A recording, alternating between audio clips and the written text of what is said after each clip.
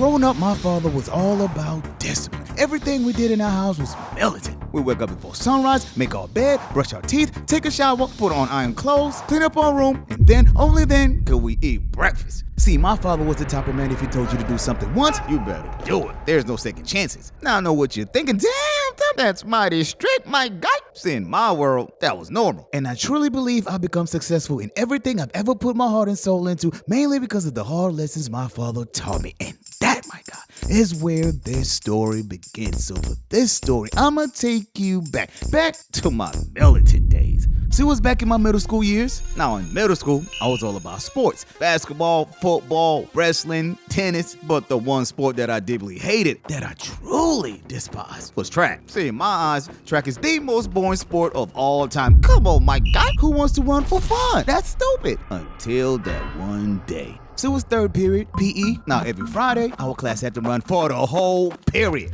I don't think you heard me. We ran the entire period just to get a passing grade. Now, since I hated running, I had two options. Take a 0 and not participate in class, or run as slow as I wanted, just enough that I don't lose any points. So we got outside, but right before starting, I saw Bianca, the #1 female track star. Look at B. I was mesmerized. Damn, Tim, get your jaw off the floor. Man, she's so fine. I think I would join the track team. Man, you ain't got no chance with her. Bet. Now, one thing about me, I hated being challenged, so I took it personally. So right after school, I signed up for the track team. Next thing you know, it's our first track meet. I get on the line, look to the side. Man, I hope Bianca sees me. Then I heard, on your mark, get set. I push up, get on my feet, and I start gunning. I'm talking Usain Bolt sprints, my guy. So I lock in. I look up and I'm dead last. Bruh, I was the weakest dude on the squad. Do you know how embarrassing it is to come through the finish line and everyone's chilling? Tim, you suck. So the track meet ends. I get to the house and my dad goes, "How was the track meet?" "Fine. How'd you do?" "I was last." Now my dad's perplexed. See, my pops bought me a fresh pair of kicks just to run track. But now I'm coming in last. So my pop goes, "Come on, we gotta return those shoes." "Oh, hell no, I gotta prove it to Bianca that I'm worthy." So I go, "Dad, can you train me?" "You serious?" "Yeah, I wanna win." See, my pops was the type that if you're gonna do something, you gotta commit 100%. No whining, no skipping, no lollygagging. You got it all in. So I made a promise to my dad that I'm gonna take it seriously. So the day ends, I get to bed, lay down, and all I could think about was Bianca. Man, I can't wait to come in first. I bet Bianca's gonna be all over me. So I finally fall asleep. Next thing I know, "Tim, get up." What? I open my eyes, and there's my pop standing in front of me. I look out the window, and it's pitch black. The clock reads 4:30 in the morning. This man's crazy. "Get up. It's training time." Oh no, what have I done?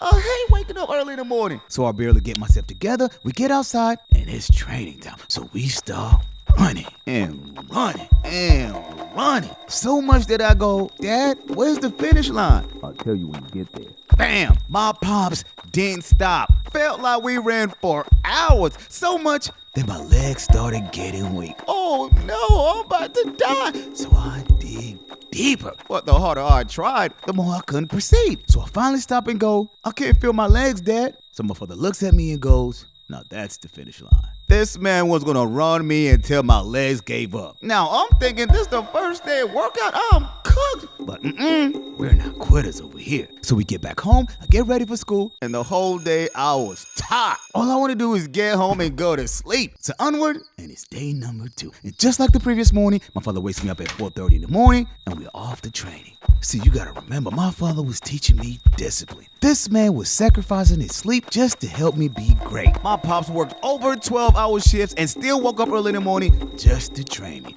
So for the next month, we pushed and pushed and pushed until I started getting into the groove. Now I was getting up early in the morning without my dad's assistance, getting on the road and putting in work. And with every week passing by, I got better, faster, stronger. I could run for miles without breaking a sweat. And that's when I knew it's payback time. I'm never coming last ever again. So fast forward, and it's the final race day. So early that morning before leaving for school, my dad goes, "You ready, son?" "Yes, Dad." But then came the best part. My pops goes, I'll see you at the meet. I couldn't believe it. My pops was taking the day off just to come see me shine. Now I'm locked in. So finally, it's Friday after school. I get on the track, look to the left, and see my father ready to cheer me on. Then I look to the side, and saw my girl Bianca. B, this one's for you. So I got on my position, took a deep breath. Come on, Tim. You got this. You ready? Smoke this, fools. Now I'm extra pumped. I've worked harder, smarter than anybody on the track. So the crowd goes silent, and then I hear it. On your marks, get set, go! The gun goes off and I start flying. Bam! I'm running for my life. I'm not looking towards the right, not the left. It's just me versus me. Locked in. But then halfway through the race, I hear my dad go, "Come on, son, faster." So I dig deep. Every workout I've done comes to this last race. So I pick it up to the next level. I got faster and faster and faster. So fast all the boys were in dust. "Yeah, you got that, son." My dad couldn't believe it. He knew I was fast, but not this fast. I look closer and see the finish line.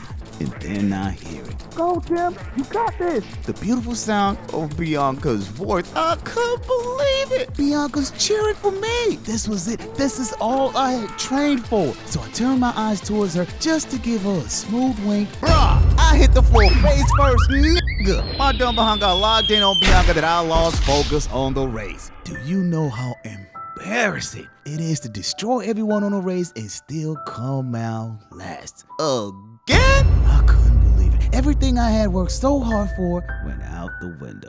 My heart was broken. I embarrassed myself in front of Bianca. But even worse, I let my dad down. So the track meet ends, we start riding home, and I'm not saying a word. My dad looks back at me, and he could see the disappointment in my eyes. So he finally goes, "Son, I just want you to know I'm proud of you."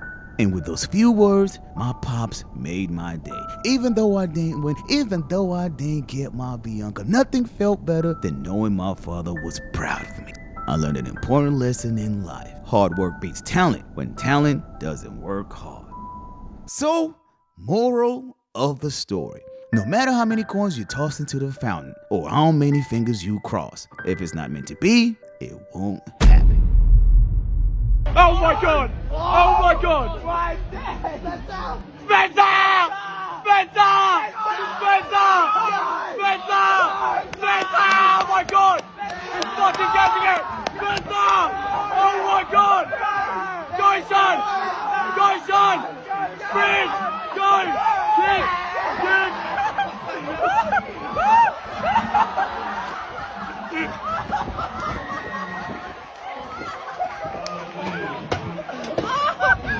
I got it!